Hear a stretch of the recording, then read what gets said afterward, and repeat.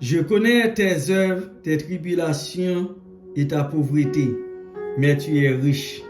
Et je connais le blasphème de ceux qui disent qu'ils sont des Juifs et ne le sont pas, mais qui sont une synagogue de Satan. Le Seigneur connaissait toutes les difficultés et les tribulations auxquelles l'église de Smyrne faisait face. Bien que ce soit une pauvre église en termes matériels, l'église de Smyrne était spirituellement riche.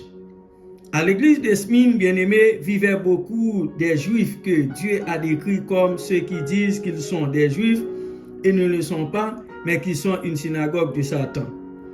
Ces Juifs se sont vendus eux-mêmes comme outils de Satan pour être employés pour effectuer ses desseins et ont ainsi devenu des obstacles à la prédication de l'évangile de l'eau et de l'esprit, persécutant l'église de Dieu. Ils croyaient que seuls étaient des Juifs orthodoxes et que seuls étaient les enfants d'Abraham, mais en fait, ils n'ont pas seulement échoué à suivre la foi d'Abraham, mais encore pire, ils ont fini par rejeter le Dieu de leurs ancêtres.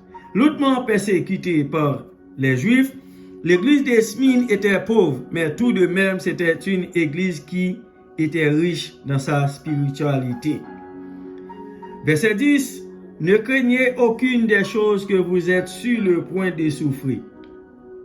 En effet, le diable est sur le point de jeter certains d'entre vous en prison pour que vous puissiez être testés et vous aurez des tribulations durant 10 jours.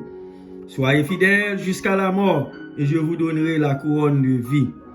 Dieu a dit à l'église de Smyrne de ne pas craindre aucune des choses que vous êtes sur le point de souffrir. Il a aussi dit d'être fidèle jusqu'à la mort et a promis qu'il leur donnera la couronne de vie. Bien-aimés, le Seigneur savait à l'avance que Satan menacerait certains des chrétiens de l'église de Smyrne et essayait de briser leur foi. C'est pourquoi il a promis que s'ils lui restaient fidèles jusqu'à la mort, il leur donnerait la couronne de vie. Ce dont le Seigneur nous parle, bien-aimés, dans ce passage est que les serviteurs des dieux et les chrétiens qui vivent dans la fin des temps seront aussi persécutés par Satan et ses disciples.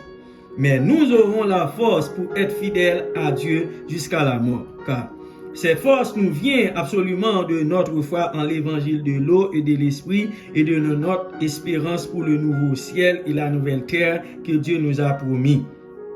Verset